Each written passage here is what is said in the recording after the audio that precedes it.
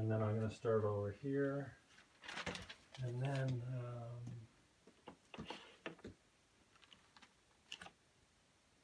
you can roll in whenever you want. How long is the song? I don't know, 3 minutes maybe? Okay. You ready? Yeah, go ahead.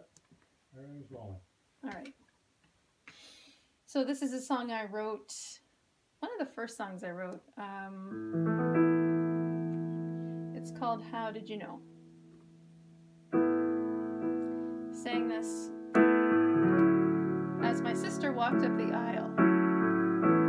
I sang her up the aisle. It goes like this.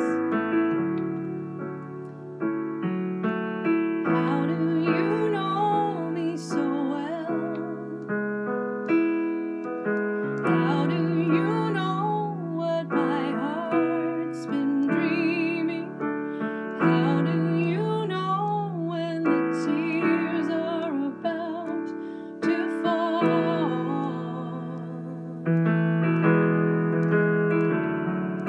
And how do you know me so well? How do you know just the right words to say? How do you know just the way to make me love you more? How did you know?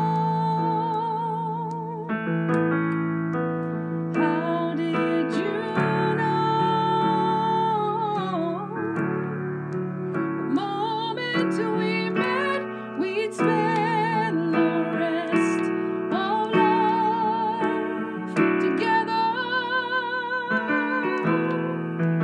How did you know? How did you know? I was the one for you, the only one for you.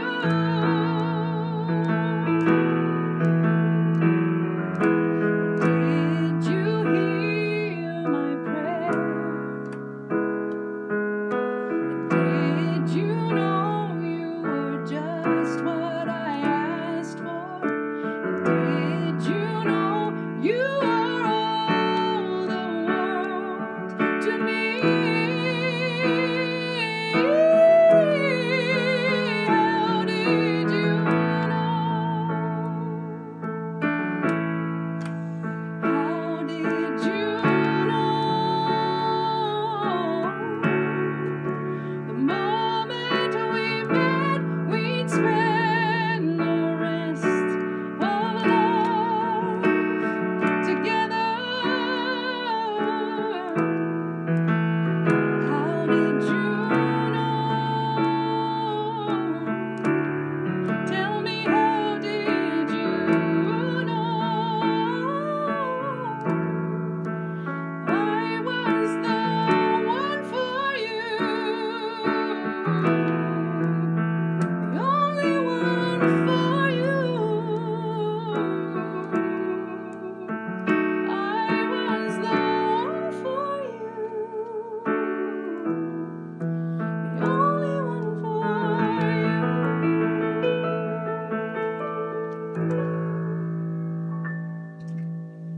Right. There you go. Melissa Marie Schreiner. So if I don't come to your next gig, it's because why would I come and stay up late to watch you perform in front of 100 people when you can come play with me anytime right here? Lucky you. Thanks for taking the Jimmy. time. I appreciate it. You're welcome. Now, I appreciate you taking the time to come in. Happy Good Friday. Happy Easter, whatever Thank it you. is. Same to you. First time we haven't gone live, but I'm okay with that because, well, I've been finding about 1,000 views usually when I do politicians, less when I do musicians for whatever reason, probably because the politicians are a little bit more lightning rods. But about 1,000 views on Facebook when we go live for, the Andy Petrowskis and the Tony Quirks of the region and stuff like that.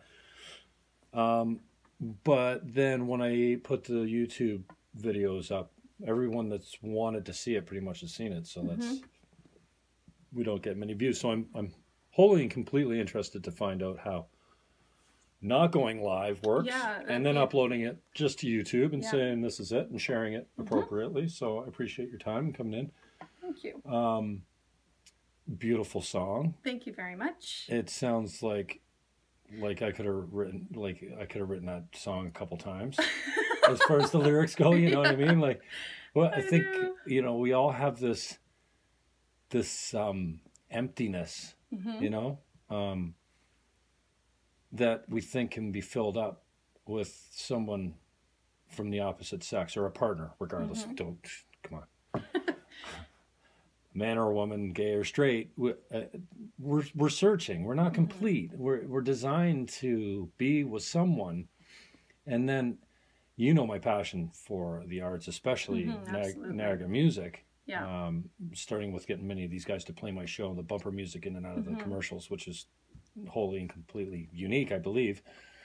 And then, you know, it's just all the music we listen to, and that's not because I know a bunch of talented songwriters that this is true.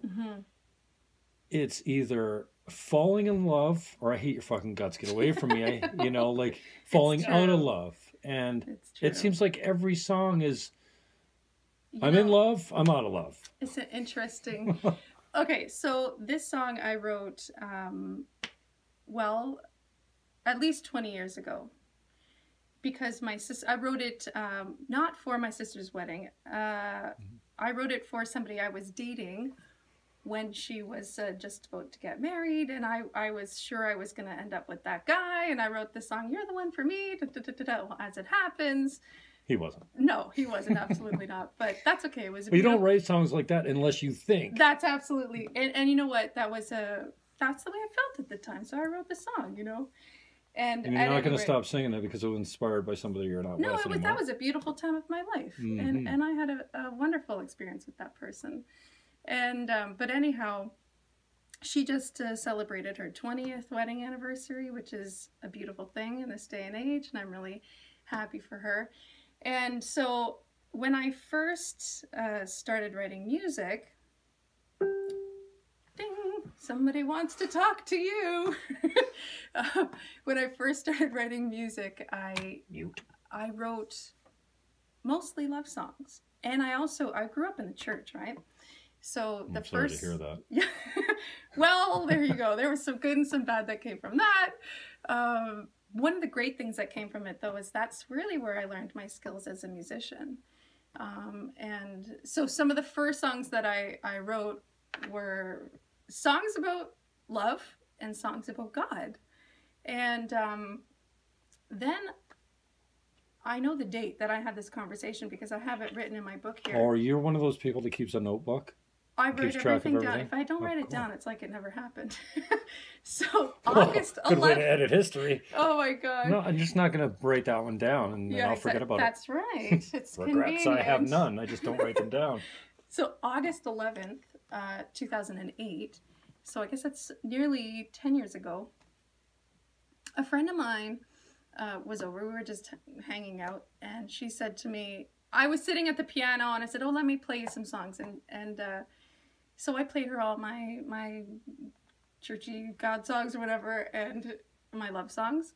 And she said to me, "How come you never write about anything that's like stronger painting fences or cleaning the tub?" Said, no, but she's like, "Why don't you write?" She said, "Why don't you write about anything that's other than love? Like, why aren't you writing about things that like pain and things like that?" And I said, "I don't know. It never really struck me to do that before." Well, you're just not inspired to do so. At that time, I hadn't been. And so we'd been talking about certain situation going on in her life with a parent. The relationship was really strained, and, you know, this person wanted to have more depth with this particular parent, and it wasn't being reciprocated, unfortunately, in that case.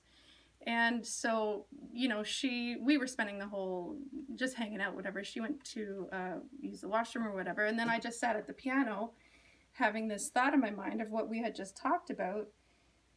And then I wrote this song. I wrote the chorus of this song from the time that she went to do her thing and then came back. And then I finished it later that So you evening. didn't physically write it down. You sang it. No, I started to play the piano, and it just sort of came to my mind, came to my heart. So then do you have to write it down right away, or you forget it, or no? Sort of. For me, I do. Yeah, I do have to write it down right away. And then sometimes I'll write down the melody or whatever, so I remember the tune. Mm-hmm. But I'd love to sing it for you. Hit it, yeah, absolutely. All right. So this is called Gotta Move On From Here. So it's a song about how... I have a feeling I know what this... I wrote that song last week. Oh, jeez. Okay, so basically... And this is a funny thing. I've just got to be, like, totally honest with you. It's I do As opposed to most people who you lie to consistently? No, I don't. I've got my book here because I've never bothered to memorize my own songs. It's the dumbest thing in the whole wide world. I know it. You're not the only one. Corey Cruz, really? when he did my show on 610, yeah, there's a clip of me actually rebuking him through the intercom. Oh, really? He brought his iPad. I go, what's that for? He goes, lyrics. I'm like, dude, whose songs you playing? Mine. I said, and you need your freaking lyrics? Like, I'm just meeting this guy, but I'm giving him a wicked hard time. And so, yeah, I come through the speaker. I'm like, how's Cruz doing over there? That's funny. Good thing he brought the lyrics, scrub. He is doing really good. Yeah, he's Mr. Everywhere. He is really like amazing. Every show you go to. So, yeah, I'm really so yeah, you're not alone in that department. Now, do you know any of your songs? I do. Yeah, okay. And I'm going to sing you one. Because that would be bad. I'm going to sing you one. All right, cool. Yeah, so this is called Gotta Move On From Here, and it's a song about how, you know how you have those certain relationships in your life that it's just time. No, never. Yeah. That's been my downfall is I never know when it's time. Oh, really? I stay about 5 years later. Well, allow this. Well, how can you know when it's time? Yeah. I don't know. Well, one of these days we're going to figure it out.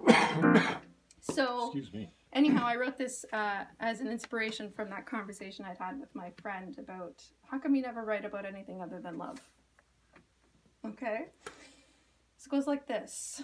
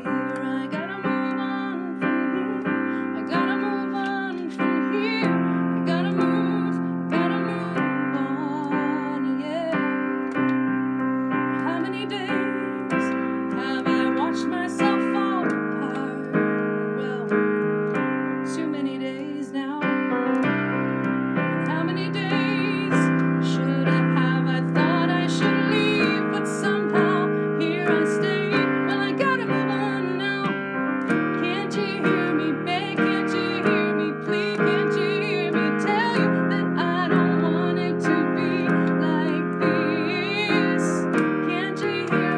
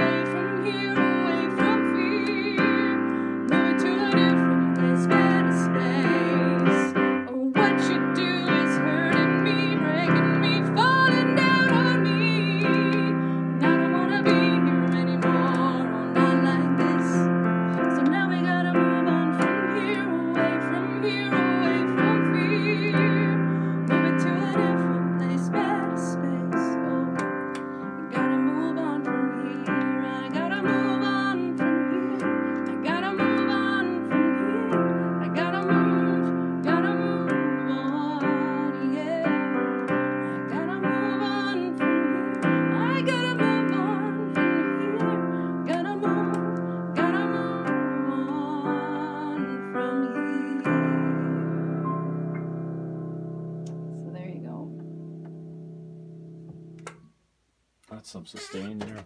Awesome. So is it the first, was that the breakup tune? No. Good question. Dealing with the breakup tune? No. Inspired in pain? It was, yeah, it was like, that song was inspired by like, sometimes, well, in this case, this was a parent-child relationship that this person wanted one thing that the parent wasn't willing to offer, unfortunately. And it's like, well, how many times are you going to try? And like, it's not happening. It's not working. And I felt sadness to see somebody. It's like, if you want something from me and I'm not giving it to you, how many times are you going to keep trying to get something from me that I'm not giving to you? It's a sad situation when it's a parent who's not being a parent to their child, you know? Does that make sense? Yeah. So for me, I think for me, this is like, you know, I can only speak for myself. There are like, let's say, habits or situations for myself, like how many days have I watched myself fall apart? Things that I feel like I do that aren't necessarily helpful to myself, and wanting to change my life, right? So yet here I stay, but it's time to move on. It's time to make a change. So that's for me what that song's about. Singing, I often sing right to myself about the things I'd like to change in my life. Yeah, and that's the human condition, I think. And, you know, that keys on something that's, you know, been the endless loop in my life lately, because I'm so profoundly present to the things I am doing that are not driving me to my destination. They're not helping me accomplish anything that I want as far as goals go. They're not helping me with progress. They're keeping me stuck. They're keeping me unhealthy and financially constricting me in some cases. And still, there we are, and there I am, you know, with my addictions and just simple habits. You know, even if it's not addictive, the habit of going back to that person or that drug or that drink or that whatever it is. I mean, some people are addicted to working out or habitually reach for cookies. You know, they're not addicted to well, there is a question about sugar addiction too, but it's just, you know, with me, oh man, I'm so present to my oral fixation, and that manifests in so many ways, you know, from nuts to whatever it is. Just the hand to mouth. Mechanism, well, you know? This song is called I Did It Again. Okay, this was actually written in 19, listen to me, back in 1900 and whatever, 2005, October 8th, in fact, 2005. So I had been out hanging out with a friend in Hamilton, probably on Hess Street or something like that. We went out for whatever, drink or whatever. And there was this guy who made a really rude comment to me about my size.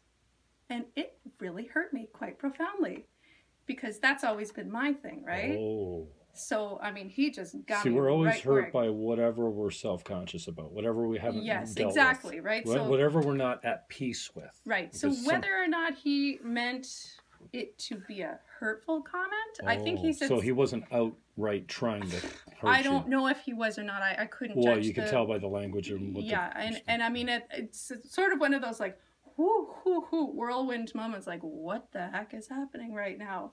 And all I know is I was deeply hurt. And I was like, dude, why would you say something so mean to me? Like, he just made some comment about whatever. You'd be prettier if blah, blah, blah, blah, blah. Something like that, right? And it really, really hurt me.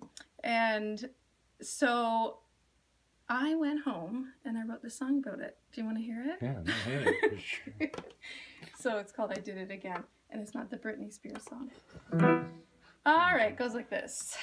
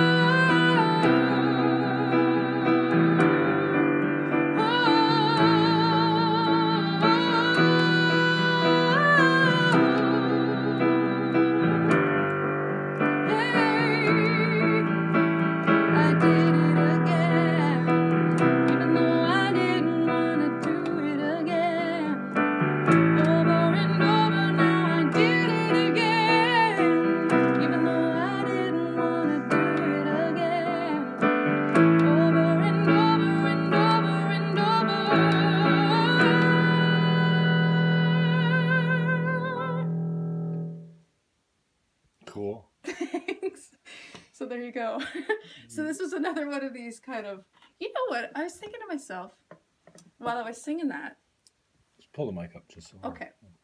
Ta-da. Yeah. Good. Yeah, no. So I was thinking to myself while I wrote that, actually, I wrote that one in 2005 before I'd had this conversation with my friend. Okay. So maybe I was actually already doing this sort of thing. 2008, you said the Yeah, other one was. I wrote the other one. So there you go. That was that. And so how about a little tiny change of pace here? I don't only write songs like that. Like, wah! Okay, well, dig into a little bit more of the song. That song? Yeah. Oh, God. Can you or Isn't no? this like the eternal struggle? I don't know. Maybe I'm all on my own on that one. Are you kidding? No. Dude. Sometimes I feel like that, though. Yeah, for real. What? That you're hurt by words? Well, not that, but like that I'm the only one that like turns to whatever to cope with the way I feel about things that happen to me. What do you mean turn to write music? No. Well, that song, I Did It Again. It's like I turn back to my vice. That's what the song's about. I did it again. I turn back to my vice. In anger and hurt? In sadness, I would think. Oh, okay. In my case, usually. Well, isn't that what we do, though? We just have different vices. Yeah, exactly. But in this case, like I guess that's. I always felt alone in that type of thing. I really did. Then you see it in everyone? I guess, yeah. But I guess I judge myself more prominently for it, you know? I think that's consistent throughout humanity. Yeah. I mean, well, maybe not. Maybe it's only the enlightened. I mean, I wish for ignorance and bliss all the Wouldn't that time. be lovely? Well, because I think I used to have it. Mm-hmm. I don't know how old I was, but now I'm keenly aware. Yeah. And now I can't let it go. And especially when it comes to, well, for instance, it's my podcast. Mm-hmm. Like I've been trying to bring myself to do the Ben Shapiro style monologue, where I just get it off my heart every day. Right. Just roll. Mm-hmm. Just, Jim Fannon, just here's my thoughts on this, and this, goodbye. But I'm so critical when I look at things like this. Okay. Yeah, I go, you suck, first of all. And You say that to yourself? Yeah. And you should have done it this way. Right, yeah. You could have said this. No one cares to hear what you think anyways. Shut up and let your guest talk. Like it's Right. all, it's chatter that yeah. usually comes from others that I hang on to. Mm-hmm. And why, I wish I could say, those people that say, well, I don't care what people think. Well, I would really like to know if that's the yeah, truth. you do. No, it's always a lie. Yeah. But I wish I had a little bit more of fuck you-ness in me, because maybe not fuck you-ness, but I don't give a fuck-ness. I actually read half through the book, The Subtle Art of Not Giving a Fuck. Oh, right. Which is, yeah. I think, is a bestseller right now. I can imagine it would be.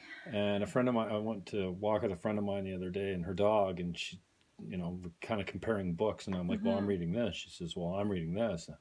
Oh, I've heard a lot about that. She says, it's awesome. Which book was The that? Subtle Art of Not Giving a Fuck. Because I'm reading 12 Rules for Life right now. And it's not the easiest read. And he's a psychologist. It's pretty deep. But it's Jordan Peterson. And I love his work. I think he's brilliant. And much as he is a lightning rod and people have grown to hate him because, he's pretty provocative when it comes to things. And he can't just say stuff anymore because somebody's going to be offended by it. But anyway, so strangely enough, the book came to me. In what way? Well, it just came through the door quite literally in a box, and like it wasn't for me, but I got the use of it. So I got to read half of it before I didn't have access to it anymore. But it's like when somebody says to me, hey, you should read this one. I'm reading it, and it's really good. You'd like it. Yeah. And well, I'm not going to make that a priority right now. I'm not going to run right off to the bookstore and spend my money on that. Like I've got other priorities right now. So, there it is. Oh, perfect. So read it. But, and yeah, I think, that's a struggle and this is probably the proclivity of the left-leaning mind, like the artists and the teachers and the songwriters and the musicians and the directors and the producers, and they're all left-leaning sorts, and they have a certain personality type, and I think that is tend to go with the package, doesn't it? They care, like very they're much keenly so. aware of what people think of them, and they want to. I mean, we all want to be accepted at some level. Yeah, absolutely. I think that's kind of the bottom line for people. Don't you want? I would love for you to think.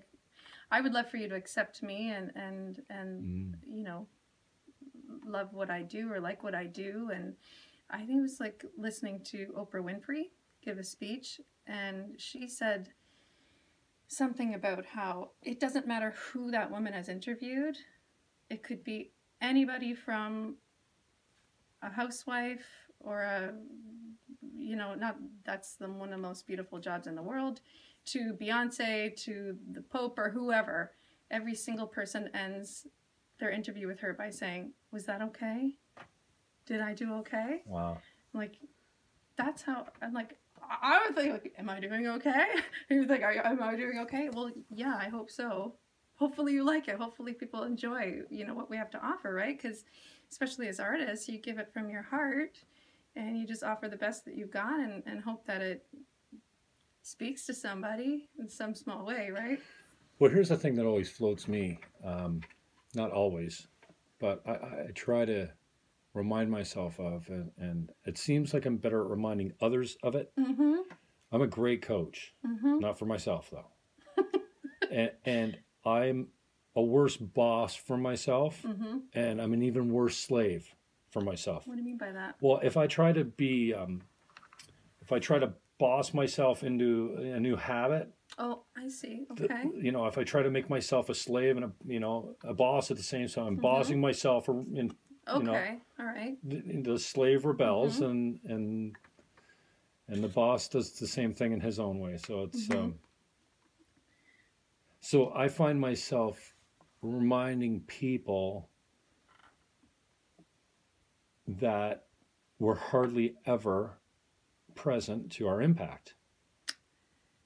Once in a while, someone will come up to us and say, "You remember Jordan House? It's Friday night. I was suicidal. Right. I saw you.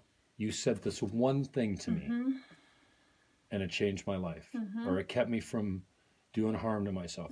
I'm just being hypothetical, but Yeah, I we've all had understand. this situation, especially you as an artist. You know, somebody comes and they'll be emotional, and sometimes it's 25 years later. Sometimes it was in kindergarten. Sometimes you don't even remember it. Yes. People don't make things up like that. No. And I was on the rooftop of the Pack last summer with Jihad and a couple friends. I don't know if it was MJ or who it was. Yeah, it was MJ and Jihad and Don, I think. I forgot to change my shirt. I'm That's representing all right. hard with Roadways today. I was up with the Roadways, couple of guys from Roadways. Actually, it was the three guys from Roadways and MJ, I think. Yo and Don and G and MJ. And I'm standing beside MJ on the roof of the Pack. There's a band on. I'm facing the band, and there's these two guys with their back to the band in front of me, kind of looking at me. Okay. And the one kid, I'll say for lack of a, he's probably 35 or something like that. He's looking right at me, but he's talking to his friend, and he says, "I think I know this guy." And I can hear him. And he's talking about looking, you? yeah, he's looking at me. He's talking to his friend, probably because I don't know him. Yeah. And so I shake my head and go, "Nope.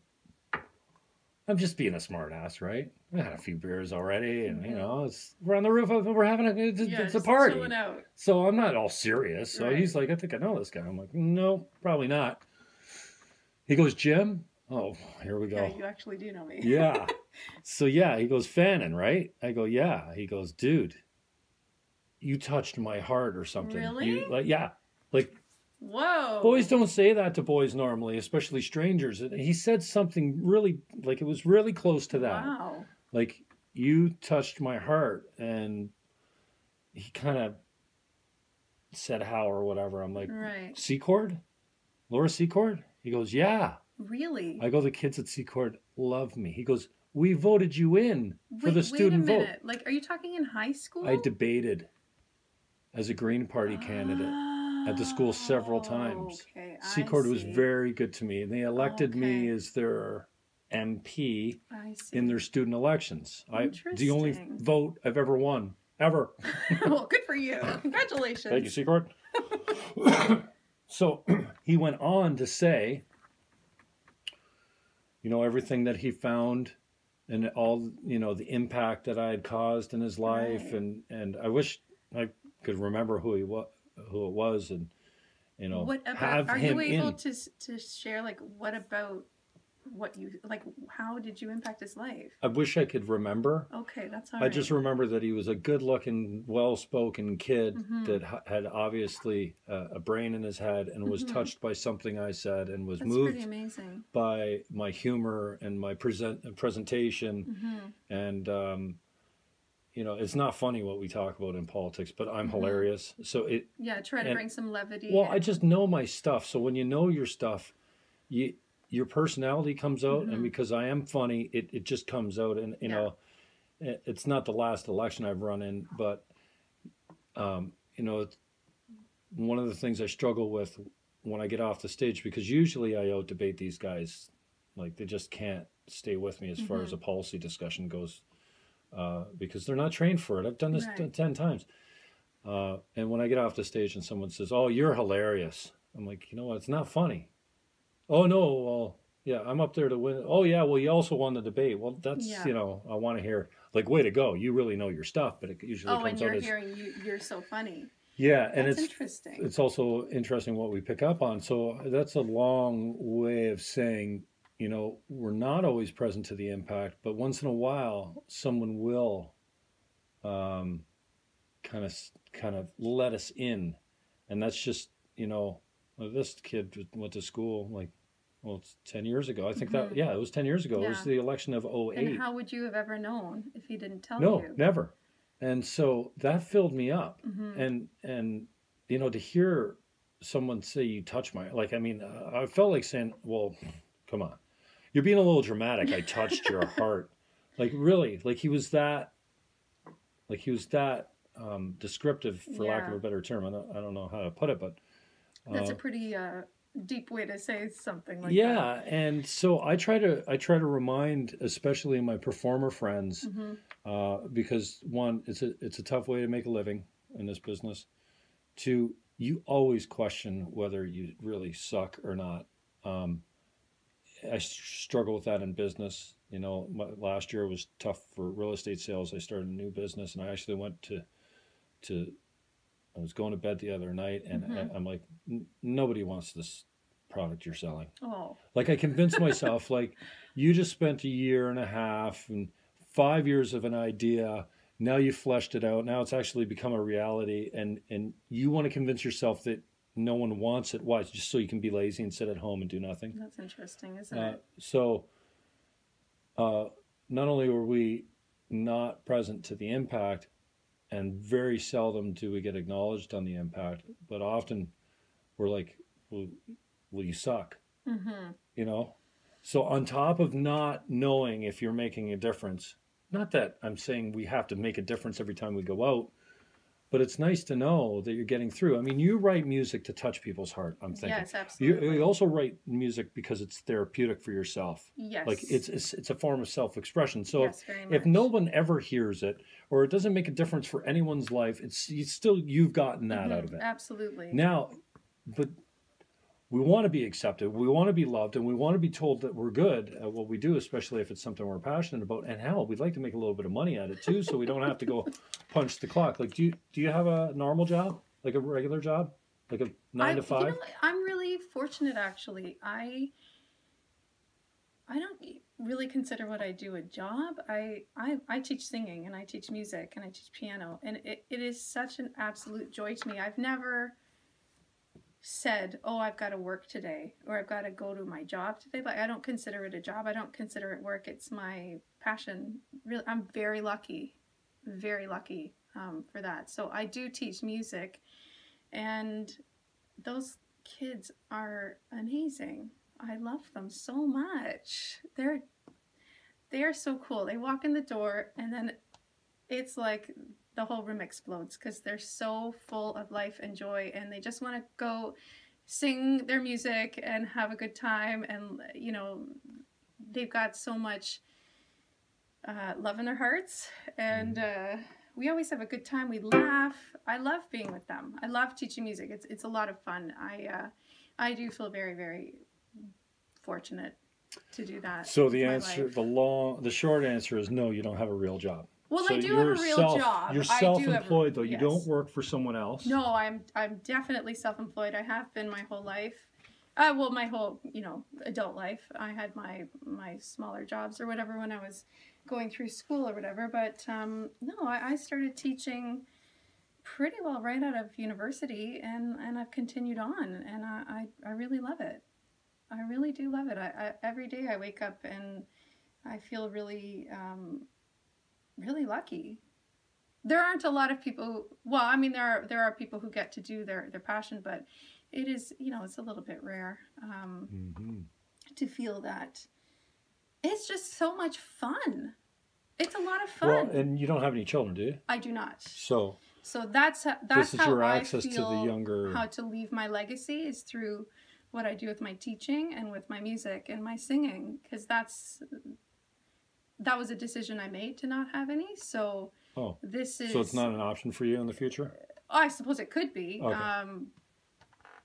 But that would be total life changer. You think? Like children not normally a life changer. No. Yeah. But that's how I feel like I can, you know, leave a mark, I guess. I mean, it's my intention that every single time somebody walks through my door, I have a conscious decision that I intend, if you came to my house for a lesson, my intention is that you leave feeling lighter, better, happier, fulfilled, inspired, and leave with a stronger sense of who you are as a human, and certainly who you are as a musician. That's what I intend to give to you. Well, that's a great place to start. Yeah, it's a lot. It's fun. You have pure motives as far as making a difference goes. 100%. You know, I want to make sure that I want everybody who comes to my place to feel, and when I say my place, I teach from home. So from the cottage, I have this cute little cottage out in Jordan that I've been living in for 10 years now. Actually, I've got my 10th anniversary April the 1st. And I never, as a side note, I didn't expect that I would stay there for so long, but here you go. A decade later, I'm still there. It's a really cute little place. And in the country, on the water? It is in Jordan Station, so it's close to the water. It's a bike ride away. But it's quiet and peaceful, and I really like that. And I think it's part of like the whole experience of coming for music lessons, because you know, you drive into Jordan, you see the vineyards and the trees and the fruit trees, and it's really nice. And I lost a train of my thought. What was I going to tell you? Teaching the kids. Yeah. Legacy. Right. So look at me. I'm remembering the conversation. Oh gosh. Anyhow, I actually don't remember what I was going to say to you. It must be time to play a song then. Yeah, it is time to play a song. And talking about people who make a difference in your life, there was one very special person in my life in high school. Her name was Mrs. Epp, Mrs. Marg Epp, and she's since passed away. God rest her soul. She was my math teacher, okay?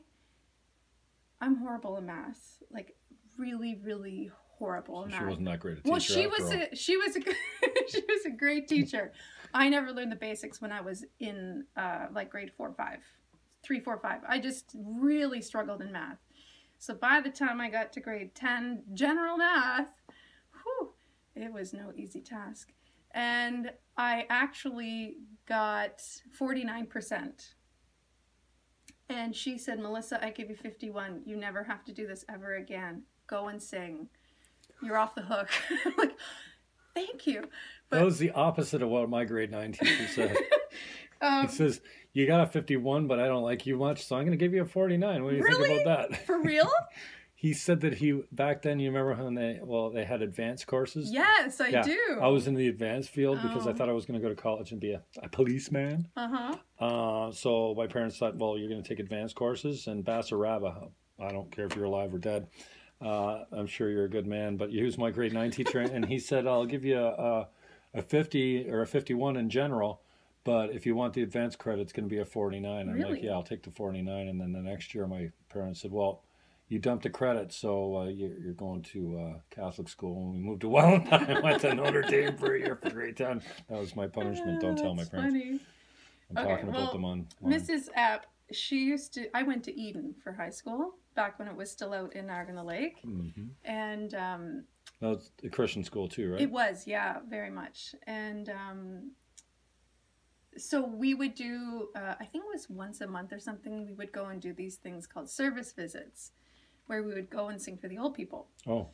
I still do it to this day. I love it. It's one of the greatest joys of my life. I was at an old folks home yesterday, as a matter of fact. Well, they're kind of like kids in in some ways. You know? They just want to sit there and enjoy the music and get taken back to the old days. But they're so sweet too, like kids, but in a different way. It's very honest. If you want an honest audience, you gotta go to seniors home because they'll tell you how they feel. Yeah, whether you like it or not. So they did yesterday too. Gotta love that. Anyhow, so we would go and do these service visits, and so back in the old days, so Mrs. Epp would drive us. You know, there's a couple people who drove the kids to the old folks' home, and then they would drop us off at our houses afterwards. And I always went in her car, and she would always plan it to drop me off last, so that we would have our special talk time, right? And I would tell her everything that was going on, and da da da da. And I really looked forward to that. It was actually a pretty significant relationship in my life when I stopped to think about it now. And she said to me one day, I was probably 14 or 15, and she said, you know, Melissa, you're really good. You could be a singer when you grow up if you wanted to be. And I'd never really thought about it before. And I said, oh. She said, just record a song for me one day. That's all I want. And so I've never forgotten that. It was a huge inspiration for me. And I was to come to realize that, okay, so let's say 2004, I had recorded a Christmas album. And Mrs. Epp had one of these albums. And I was to later come to understand that even on her deathbed, she would say, please put Melissa on. I want to hear Melissa sing. And I was also invited to go and sing at her service. And I was a total wreck. Yes, I did. Good for you. I did. That was a hugely meaningful relationship to me. And oh, wow. Okay, first of all, her son, Jeff, gave the most beautiful eulogy you could possibly imagine, and then I sang after the eulogy. And so you're already broken up. Total mess. I mean, I sobbed my way through. It was Amazing Grace. I actually couldn't sing. I was not physically capable of singing. I got up and I sang. My heart was pounding like a million times a minute. And you don't just turn it off and go, okay, no. This is business. Typically, but she meant so much to me. Right. Typically, yeah. I'm barely in the room when I do that sort of thing. Right. Otherwise, I will. Because I remember doing my mother's eulogy, and I don't remember anything that I said, but I was stone cold all the way through it. And when I got off stage, I melted down. Right. Well, in this case, it's just like somebody said to me, "Don't do it because you'll be an emotional basket case up there." And I'm like, "Well, I'm doing it anyway." Like my family tried to talk me out, or I don't know who it was, one of my uncles, I think. You were pretty close to your mom? Oh, yeah, really tight. And then, they were trying to talk me out of doing it. I think because they didn't think I could get through it. But I was stone cold through it. That was something you needed to do for yourself. No, I don't know. It was like, who else? I don't trust anyone else. That's an important moment. You know, and I don't know why. It's not something we talked about or anything, but I think it was just I felt called.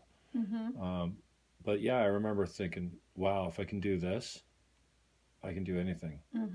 Because I just completely turned it off. I actually had some fun with it. You know, I'm sure I probably got a couple laughs. Right.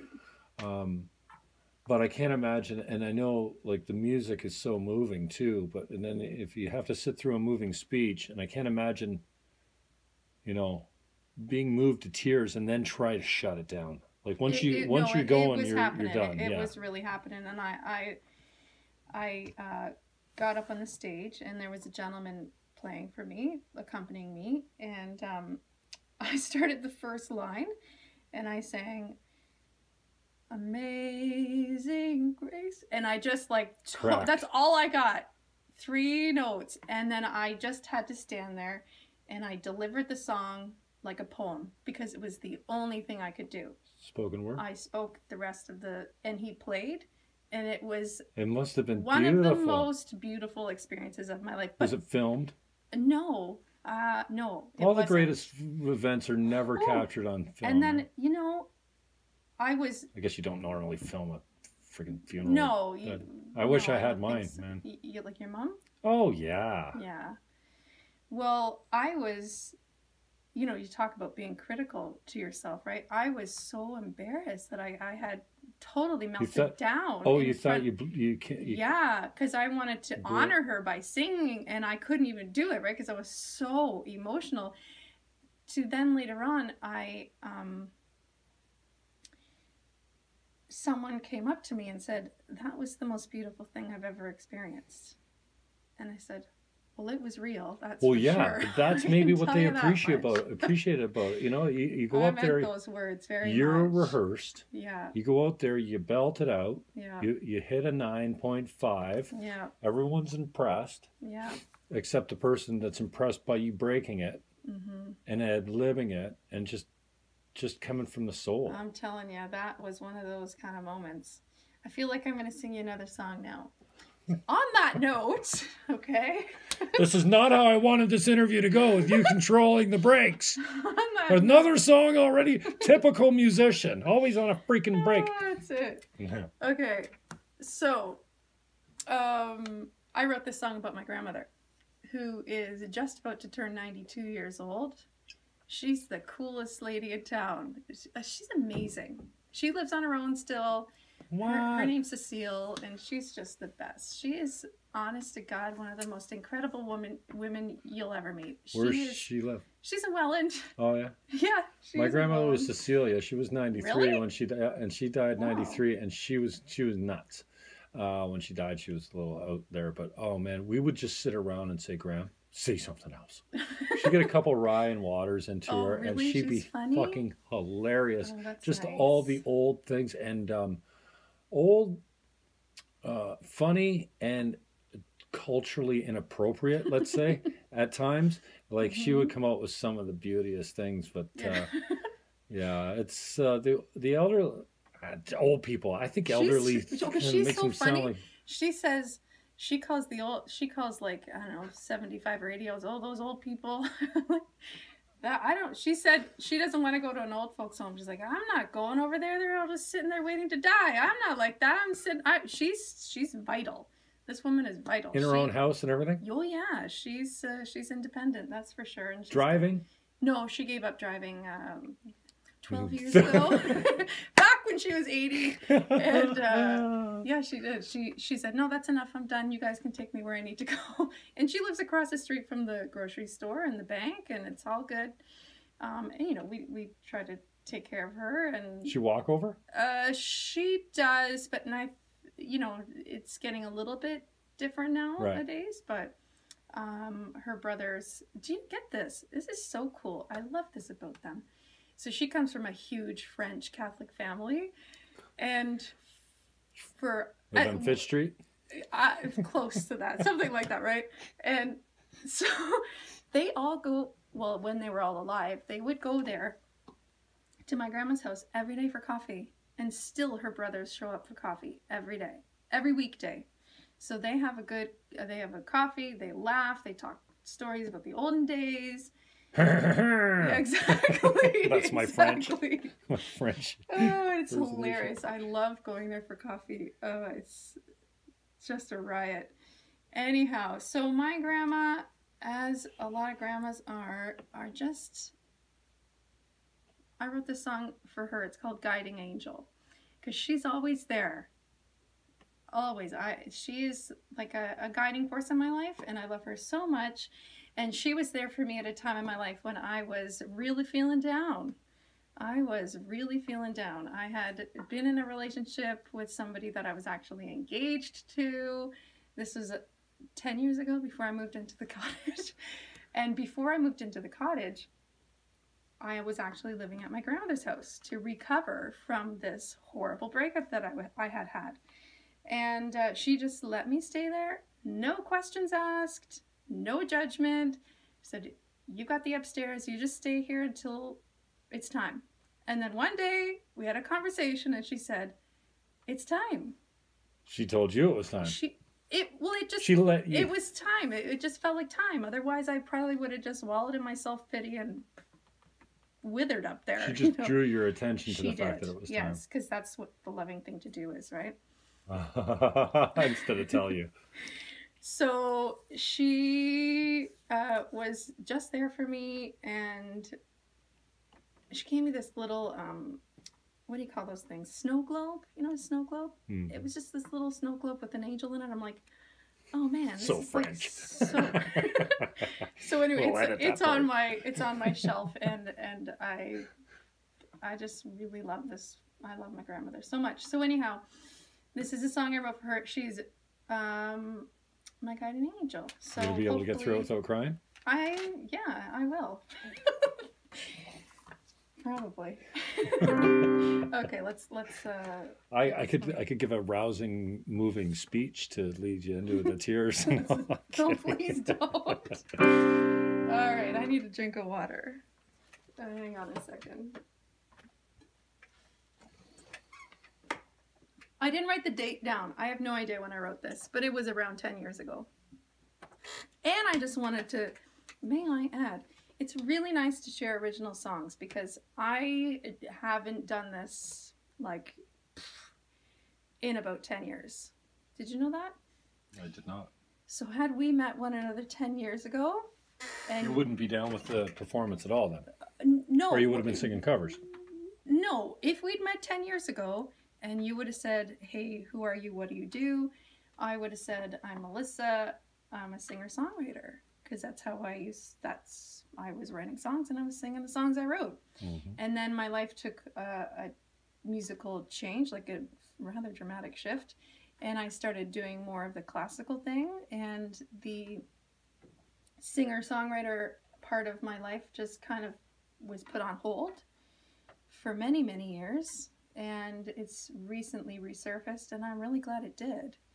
So it's nice to share these songs because they haven't really seen a whole lot of light of day. You also hit the jazz. Oh, very much. Yeah, that's how I started doing jazz when I was about 18, 19, something like that.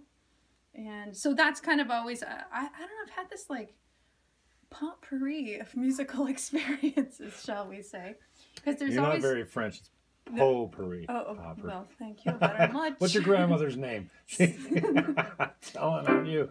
Oh, that's funny. So anyhow, it's good to be able to do these songs, and I hope that someone out there in YouTube land is enjoying them, because I'm enjoying singing them. Appreciate it. How does this one go is the question. It goes like this.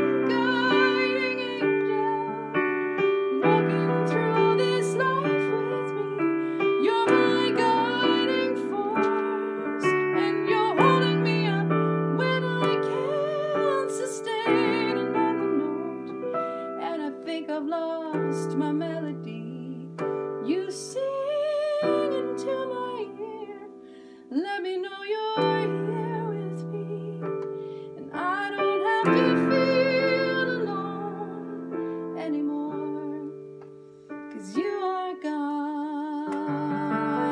me. I know you're guiding me. You are guiding me.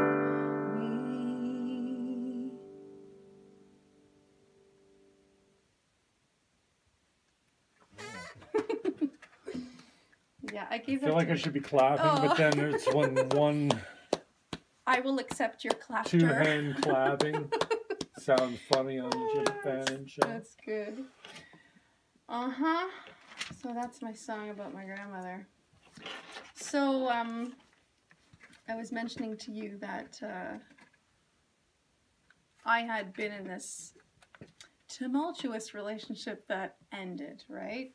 And you know how there's, well, gee, maybe I'm the only one, but maybe I'm not.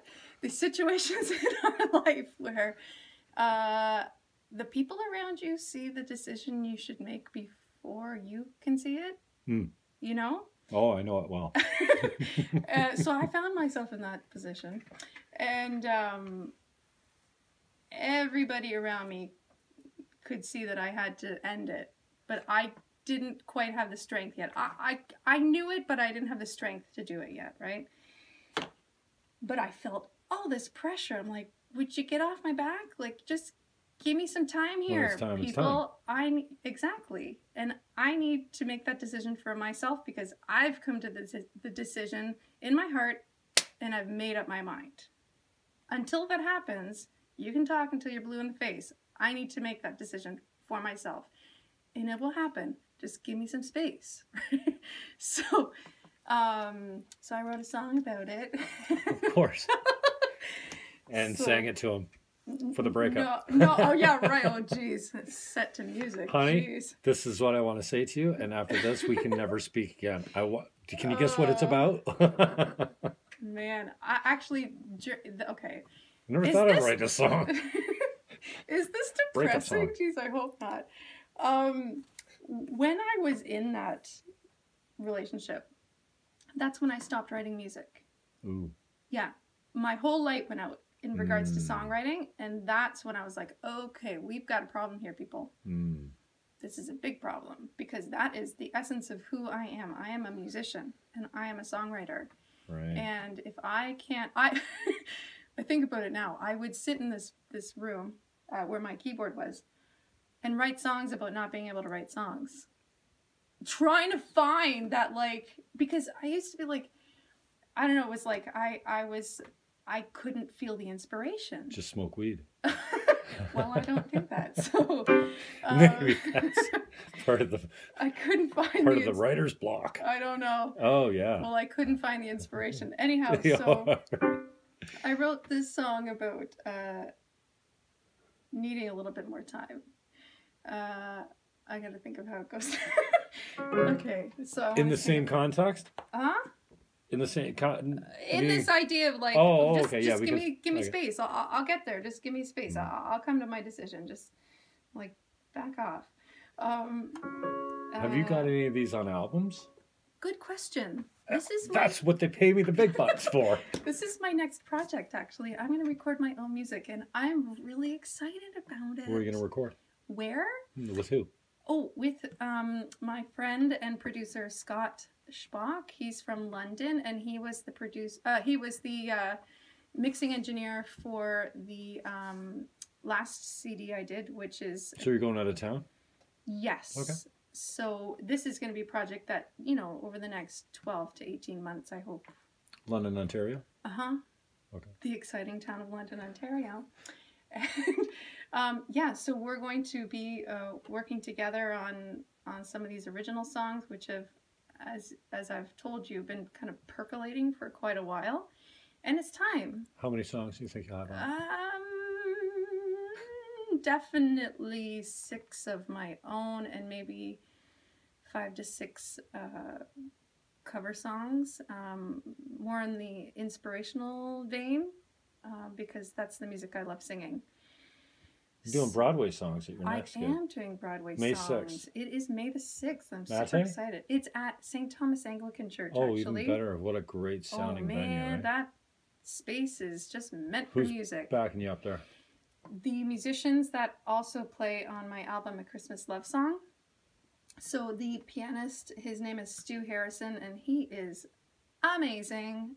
Great pianist from Toronto. One of the top jazz pianists in Canada, if you ask me. He's so gifted, and he knows how to play for a singer.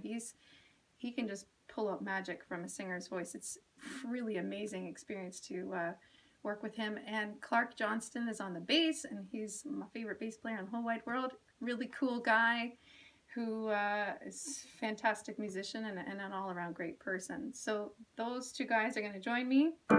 And I'm... St. Thomas, you said? Mm-hmm. St. Thomas Anglican on Ontario Street in St. Catharines, Montebello Park. Right at the top of Lake in Ontario? Yeah, exactly. And it's got the kind of the round door there. Oh, man, it's I've never been in there. I've always wanted to check it out. Yeah. Oh, it's so beautiful. You just have to go, whoop, and your voice goes, wah, wah, wah, wah. It echoes all over the place. It's so beautiful. Yeah, so we're going to... Is May 6th, what, is that a weekend? It's a Sunday afternoon, actually. Yeah, it looks like it's 3 o'clock. At 3 o'clock, absolutely. So... I'm trying to calculate military time. It's so difficult when it says 1500. You have to add like 3 hours to get it. Talking to a person who's not good in math, like this is a military real time problem. sucks. Like, Stop it. Just tell me the sun comes up at 7:36, not 1936 or whatever the hell it is. So yes, it's going to be at St. Thomas, and I'm really looking forward to that. So I have been doing a concert series, running a concert series for, well, this is my 8th season for the Christmas show. And I believe this will be the 6th year for the spring show. And so the Broadway show is part of that. I'm kind of... That's the spring show? Yeah. Okay. I'm changing gears, though, because I won't go into the details, but I want to stop calling it the spring show. I just want it to be a concert. So it's happening May the 6th, 3 o'clock. I hope you can come. It's going to be a beautiful afternoon. And how much? $20 okay. for some fine entertainment. And I'm going to do at least one original at that concert. And I'm looking forward to that. When do you think you're going to break the album out? When are you going to start on that? Or do you have anything canned yet? Pardon me? Do you have anything canned as far as songs go? Just demos. So okay. we're just scratching out demos and, just starting. We're just starting now, thinking about material, thinking about rep, instrumentation, all that stuff. Like we're in the it's incubating. Is that the word?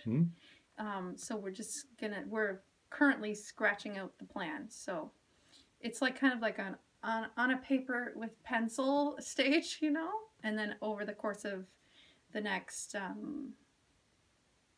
4 to 6 months, it'll become a more solid plan, and then over the course of the next 12 months, it'll become an actual physical product. Yay! With 12 songs. Hopefully, that's the goal. We'll see what happens. Things can change, but definitely 6 of my own, and I'm excited about it. It's time. So now it is time. I made up my mind, so there you go. It's happening. Okay, so I'm gonna sing this the song I was talking to you about needing more time. Okay, so here it is. It goes like this. I feel like this is my song. This is your song? Yeah, it's my favorite song. Oh, okay. My friend Juliana, she came over and she's like, "Sing me a song," and I sang her this song. She's like, "Melissa, that's your song. That's that's your song. Like that's like your, I don't know." All right, you ready? Yep. You getting comfortable over there? Nobody needs to see me. All right. What do we do? Here we go.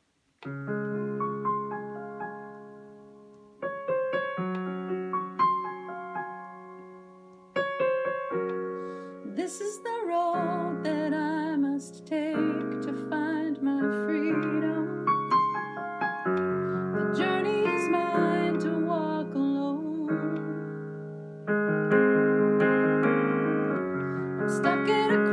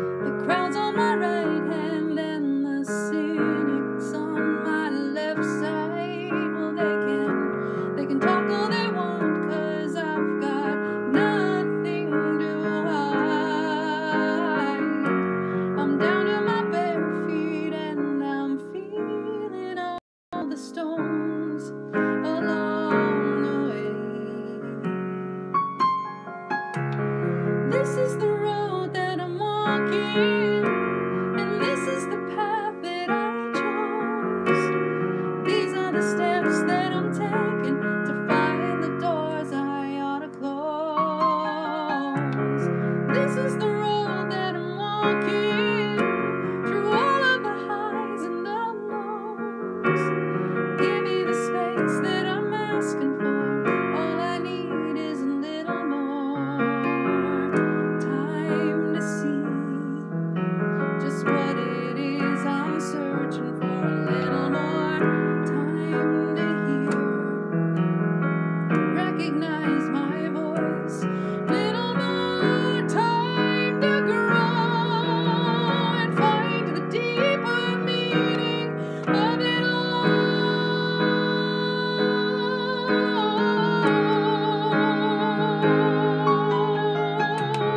This is the road that I'm walking, and this is the path that I chose.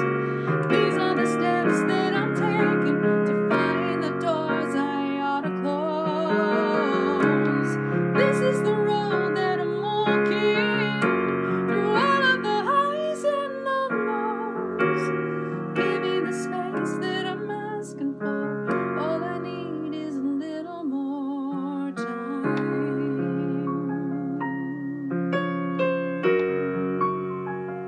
Just a little more time.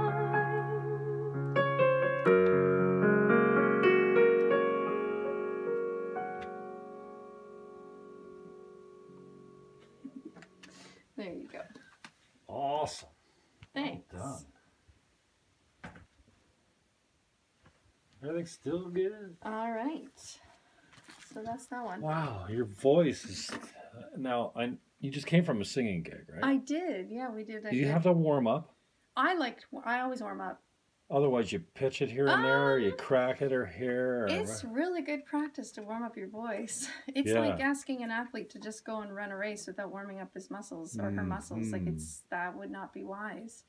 So my personal thing, I just start really gentle and tend to start in the lower part of my range and just kind of get my voice moving a little bit and get in touch with how it feels that day. Because some days you might want to not push it. well, and every day for me, it depends on, did you sleep? What did you eat the day before? Are you stressed? Voice is very delicate and sensitive thing, you know? In 1993, when I did my one and only first political debate, I didn't know that when you were that nervous that your vocal cords stretched so tight that they didn't make any sound. Oh, did that happen to you? Yeah, never since, but never before either. Okay. I was so nervous. And I drew the short straw. Oh, so you had to go first? It was a political debate on the radio, See How, Forks Road. And they swing the mic over to me and introduce me as Green Party candidate Jim Fannon. And go, you got 2 minutes, right? Really? You couldn't say anything? I even coughed and nothing came out. Oh, jeez. You know, when you cough, Yes. your vocal cords are involved in it. Absolutely. I didn't really know that. But Yeah. like if you get a really bad cough, you will cough yourself hoarse. So that your voice is gone. Very much so. I didn't realize it. Okay. And so I tried to cough and it just puffs of air came out, which freaked me out even more. I can only imagine. And I never forgot that day, and I swore that would never happen again So to me. you warm up your voice now, or? No, I went to Toastmasters. Good learned how for to speak. You. I went to Toastmasters I did 11 speeches, and I learned how to breathe, and I learned how to control my fear. And next thing you know, I was doing radio shows. And, good for you. And still, I can public speak without much trouble. I really enjoy it. I can debate. I can MC. I can introduce people. I think the nerves kind of get me on the outside. You don't see them when I'm up there. But, you know, I know they're there, but I don't feel that nervous energy anymore. Yes, you know, I know I've what gotten you mean. used to it, and I really love it now. you enjoy that. Like, Oh, you know yeah. that I you're mean, ready to go and if you any feel the. if any band ever asks me to MC an event, or somebody says, "Will you MC my wedding?" or Mhm. you know, you God forgive. Oh yeah, I did my buddy's. I MC'd my buddy's funeral. Oh. You know, I wish I had better discretion sometimes, but Mhm. you know, I'm just me. It just comes out. But Mhm. yeah, there's a real high that comes off it. Like when I came out of that studio, I've never been higher in my life, and I didn't have anything in my system. Mhm. I had just conquered my greatest fear, Mhm. and I soaked the chair. I was literally, From that debate that you I did. was living with Doug Mundy at the time. It was Uh-huh. 1993. Well, I guess I can squeal on him now.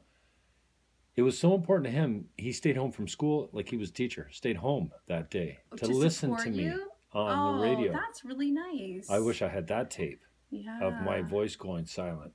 Wow. And that was, I didn't know any, I was so green about That's amazing. politics. You I went the know. night before, stayed up all night with my buddy. He talked into like the Sony Walkman with the Mhm. regular size cassette. Yeah. And he was like beating and just getting passionate and screaming into this box Mhm. about proportional representation Yeah. and recall and referenda. And he was going nuts. And I listened to it in my Delta 88 Brougham propane powered car on the way home. I got home really late, had very few hours sleep, listened to it all the next day, Mhm. and then went and tried to deliver. And yeah, so I'm always interested. You know, I've had a few guys come on the show, not this show, but the old show. I'm like, ooh, pitchy. Oh, the singers? Someone didn't warm up. Well, you gotta warm up your voice. Yeah. Yeah, it's really important. I mean, if you want to excel at what you do, it's a good idea to, Yeah, and then you said, warm it up. what did I eat? How long have I Yeah, slept? You know, like absolutely. I mean, those things affect me, and I was somebody who suffered from debilitating stage fright for a long time, until a friend of mine said, "Well, you're kind of approaching this all wrong." It's like, "What do you mean? How do I fix this problem?" And it was my friend Mika. Mika Barnes. Thank you, Mika, if you're watching. He gave me a physical routine to do. So every time breathing. Yeah, it's breathing and, you know, relaxing your body and setting your intention for what you wish to do for that performance. And if I don't do that, I feel it, because I don't feel mentally prepared and I don't feel physically prepared. And then your confidence goes out the window. Well, and the breathing gets all wacky. And, you know, I came to understand. So do you want to know how I teach people to overcome their stage fright? It's fun. We got to play a game, though. You gonna play a game with me? Okay, so it's just rock, paper, scissors. You can do it. You can do it. I don't know how to play that game. You do. Rock, paper, scissors? You know that game, don't you? Oh, rock, paper, scissors? I'm not very good at it. You don't have to be very good at it. It's all right. You'll get through it. Okay, so, you know, it's 1, 2, 3, and then rock, paper, scissors? Right. Okay, so we're going to do 1, 2, 3, and then give me your thing, okay? And it's rock, paper and scissors. Okay? So if I do the same thing over and over, you won't be bad. Of course not. No. I don't like where this is going. I don't play games. This is how you chill before you play. What? This is part of the chill process before you play? Me? No, this is how we teach somebody to get over their stage fright. Oh, okay. Yeah. All right. So, or maybe, okay, so ready? So, go, okay, so 1, 2, 3. Okay, you got, so 1, 2, 3, and then do your thing, okay? Here we go. 1, 2, 3. So I beat you. You have to touch me? Okay. Yes, I do. Just so you win. You don't have to reach over. You're going to blow the mics up. Okay, so right, you won that one. How many times are you going to win? We'll just do 3. We'll do 3 rounds. Best out of 3? Sure. Okay. 1, 2, 3. Rock. So you beat me. Okay, you got to touch. Okay. Well, yeah, you do. That's the way it goes. Okay. 1, 2, 3. Go. We tied. All right. So this is the thing. So do you want to know what beats nerves? So rock. Okay. So what beats rock? Paper covers rock. Yeah. What beats paper? Scissors. What beats scissors? Rock. What beats nerves? Rock, paper, scissors. Apparently not. I'm more nervous than ever now. Oxygen. Oxycodone. Oxygen, you know? Oxygen beats nerves. So oxygen beats nerves. So if you're not preparing your mind and relaxing and slowing down your heart rate, then your nerves can get out of whack. So if you're feeling nervous, then you want to slow down your heart rate by breathing deeply. I like to inhale through my nose. Out through your mouth. Out through my mouth. The yoga breath. Yes, and I tell my heart to chill out. It is not going to die. This is just a moment that will pass. This is actually enjoyable. And you know you're about to go and exactly. Go what? What's that got to do with rock, paper, scissors? It's just a tool to show people that it's easy to beat nerves because... Oh, it's a demonstration. It's a demonstration. What beats what? What beats what? And what beats nerves? Oxygen beats nerves. Can you just forego the rock, paper, scissors it's easier and say oxygen's good for nerves? Try it's not as powerful a message, believe it or not. You're the teacher. It's the way it works. It works. I've seen it work a million times. Don't listen to me. You're the teacher. Don't let me put doubts into your mind. I have no doubts. I feel like you're going to play another. I don't know why. I feel like you're going to break into song. I'm getting there. I'm working my way towards it. Do you have a time? Do I have a time? Do you have to be out? Oh, check it out. Soonish. Maybe I'll do this song. Well, you just let me know when, and we'll just cut the tape when you say it's over. All right. So, the thing with the nerves is because... I'm not nervous. I know you're not nervous. With the kids, let's say if I'm teaching, right? And they're like, but I'm so nervous. I'm like, well, we got to talk about that because this is an important element of performing. You want to be calm when you go on the stage. So you've got to prepare your mind. And if people are associating a beating heart, let's say, with, oh my God, I'm just about to die because my heart, it feels, if you're associating with that feeling of your heart beating or a little adrenaline running through your body, that can be scary unless you know that that's actually a helpful thing. To have a little adrenaline, that keeps you on your game, right? So if we can just switch the mind about what that means and how to slow it down and control it a little bit. Channel it. That's an extremely helpful tool, right? So that's kind of the point of that. Rock, paper, and scissors is to teach a kid how to control their nerves. So they can associate, the game, yeah, right. Oxygen beats adrenaline every time. Right. It's just sure adrenaline. It sure beats, trying to teach your kids to, just picture your audience naked. Well, there you go. There is That's the worst one. It's like, now I feel really awkward. Thank you very much for that advice. Teacher. And just let me know who I should report to. Yeah. Yeah. What's this one called? This is called Break of Light. And inspiration? Starting to... Or do we have to know? Is there a certain... Don't you want to have a little mystique behind some of the songs? Or are you like, no, it's about this and this... I have no need to tell people what it's about, but they seem to like to know. Yeah. Maybe after. Okay, I'll tell you after. Yeah, just so we don't... It doesn't color our expectations. All right. Create a listening in us. Listen to me. Create a listening. This was written... What's the date today, Jim? Me? March the 30th. Yeah, it is something like that. This was written a year ago, almost to the day. Because I wrote it down. All right.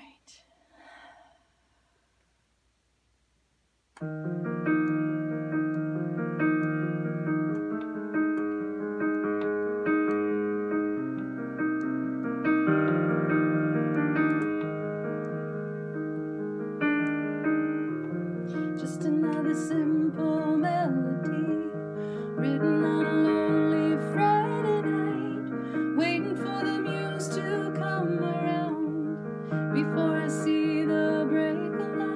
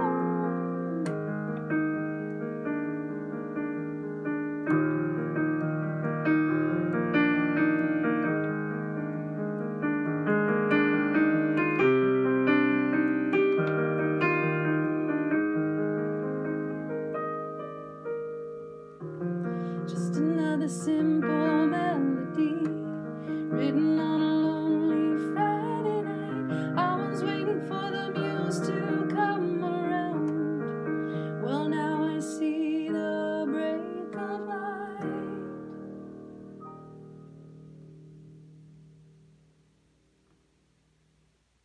Cool. Thanks. Yeah. Wow. Well, are all these songs going to be on the new album? This one is definitely going to be on it. Why not the others? You played all originals today, right? Yes, they Cool. were all originals. And why not an album all of originals? Oh, that's a really good question. You've got enough songs. Yeah. Throw a cover in at the end for the last song, just for fun, just to jam. But like, I will give it thought. yeah. Well, MJ Blake just did a new EP. Mm-hmm. I think he kind of threw it together, not from the standpoint that it's low quality. It's certainly a great quality disc, but there's only 6 songs on it. Mm-hmm. A couple are. Do you wish there were more? Yeah, at the end of the song, the disc goes by so Yeah. fast. And in my deck, I've got a number of discs in it. You know, by the time I get to like going back to the start of the Yes. disc, it's already on to disc 4. And I'm into Theater Crisp, and then I'm more Yeah. prone to just leave it there rather than change the disc Yeah. again. So, yeah, I like, and I told him, oh man, and you jammed with him the other night. Thank Yeah. you so much You're for that. welcome. I That mean, was a that lot of was fun. so cool. And why does no one know what next Sunday means? Next Sunday we're doing it, not Sunday. This Sunday is Easter. Next Sunday.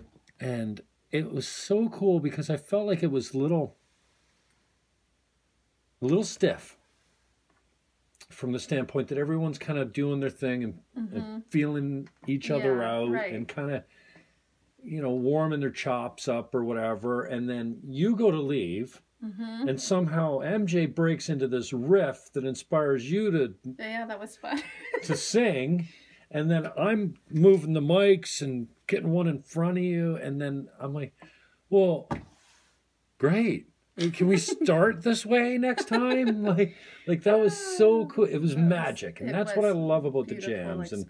And you know, we don't know each other that well, and I appreciate, you know, your openness to my weird way of being sometimes, and I'm like full on, just like, you know, that turns people off sometimes. They're like, whoa, dude, like sugarcoat it, you know.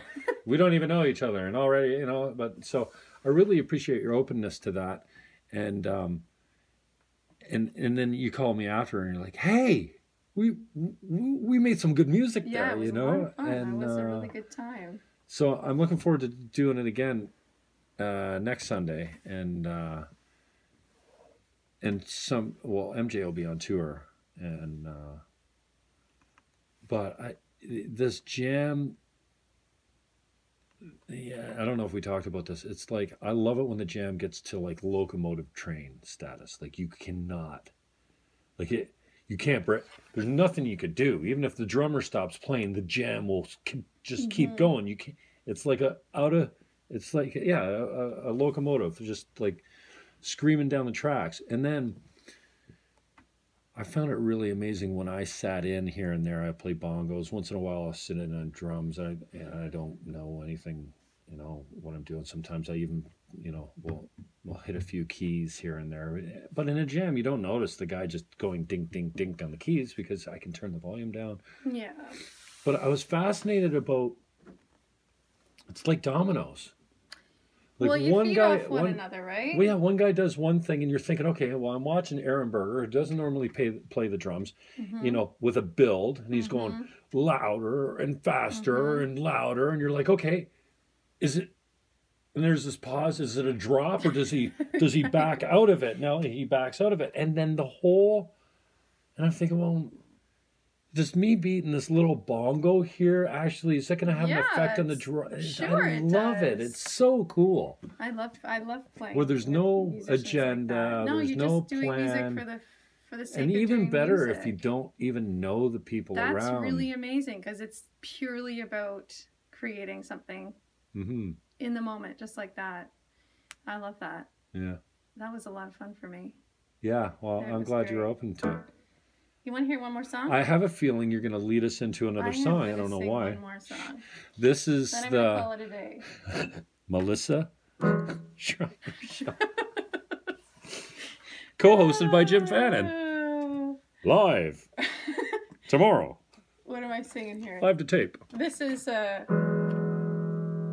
song called "You Are a Friend." I feel like it's a good one to finish with. Okay, awesome. Goes like this. I've lowered the key. Well, I've been through tough times, and I've had days I'd rather forget, and I've had questions with answers I know that I'll never find. And oh man, you know what? I got a text message while I was singing that because my phone was right there. I totally lost my train of thought. I got to start that one again. That's weak. I know. This is why we love it. It's live radio. How can a text message throw you off? Turn that phone over. I just turned it around. Let's try that one. Oh, yeah. Okay, we'll just pretend we're starting all over. Is your check your mic? Are you two lights from the left? Yes. Okay, perfect. So we're on the right mic setting. All right. Melissa Marie Schreiner. You've had 2 Shriners in here, and yeah, you're like my second Schreiner in a row. Can you believe it? Can I tell you something? Mike Schreiner, different spelling. I know he's got the German spelling. And mine's been anglicized. I found myself. I don't know why, but I like during the jam I was referring to you as Schreiner. I don't. Don't call me Schreiner. Don't call me Helen. Don't call me Schreiner. Oh man. Because you know that's like going to happen now. Yeah, right. Thank you. Okay, let's do the song. Oh, you turned your phone over. Great. Yes, I did. I'm on airplane mode. That's how important you are to me. Oh, thanks. I feel that. Okay. I've been through tough times, and I've had days I'd rather forget, and I've had questions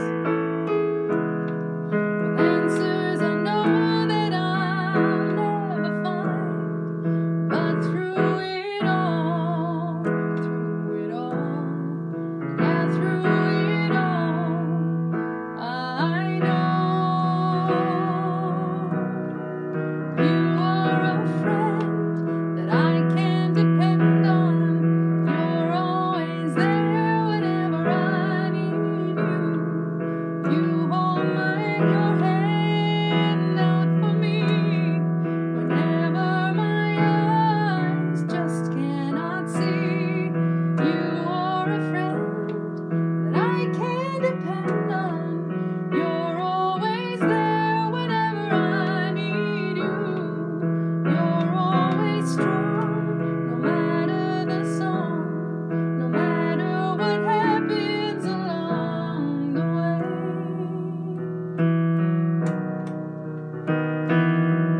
Sometimes life deals a tough hand with only the jokers in the play. An unruly dealer, just concerned with his winnings and his pay. And though I may lose some, I know that it's not the end of the game. 'Cause through it all, yeah, through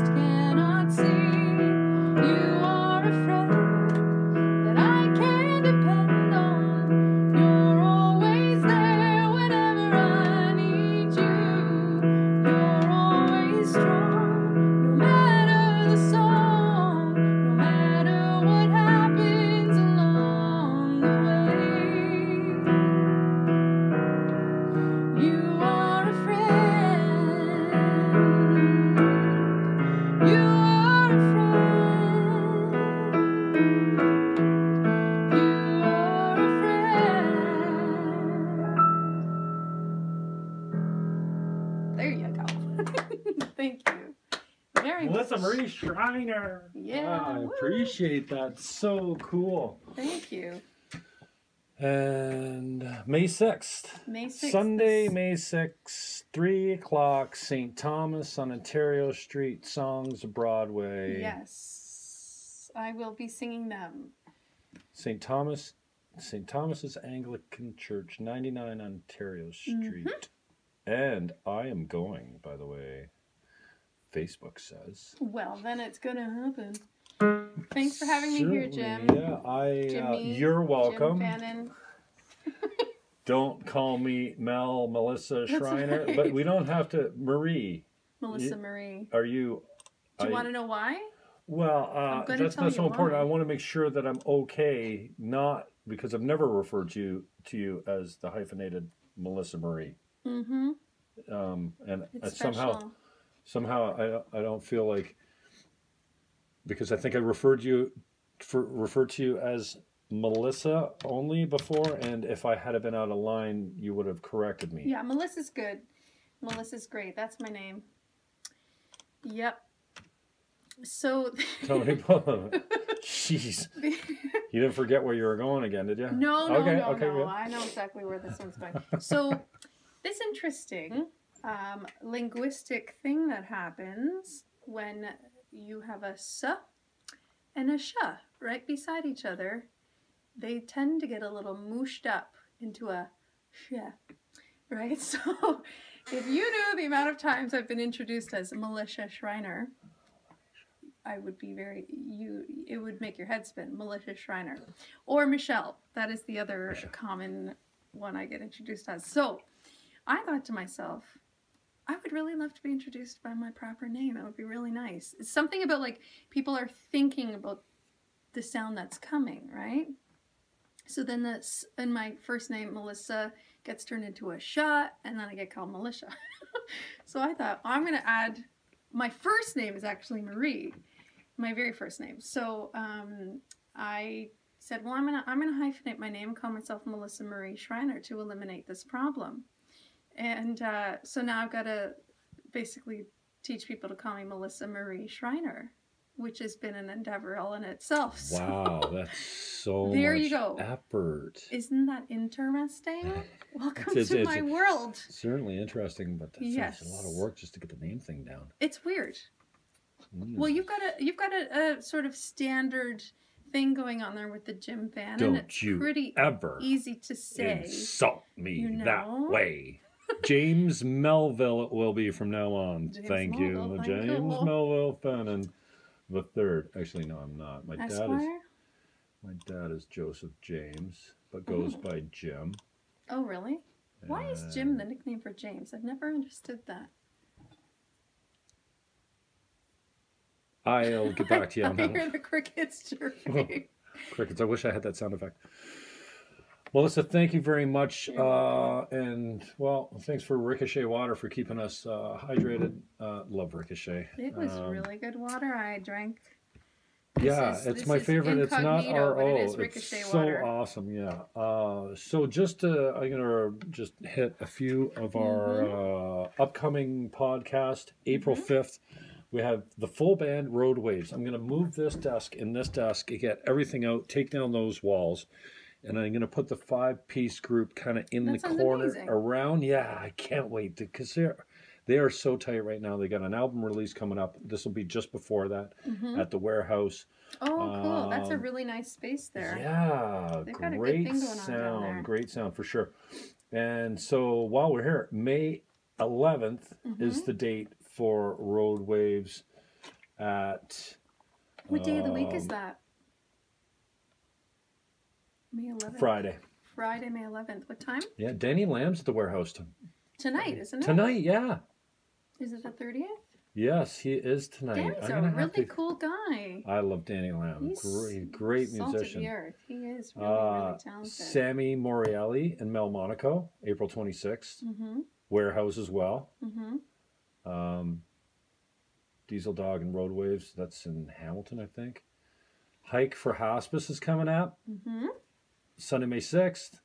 You are May 6th as well at 3 Mm-hmm. o'clock. That's 10:30, the Hike for Hospice in the morning. Then May 11th, the Warehouse, album release party for Roadways.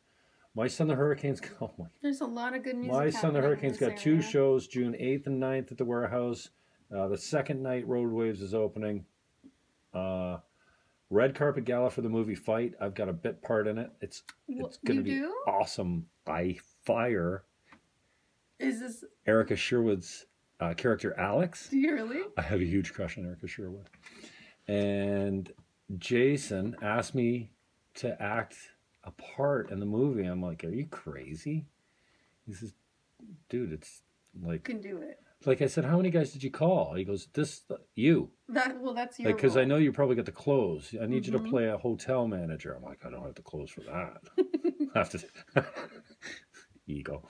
No, so 22nd of June, Wallington Court's going to feed us at Market Square. Then we're going to take a limo over to the Pack Film House to watch a screening of the movie.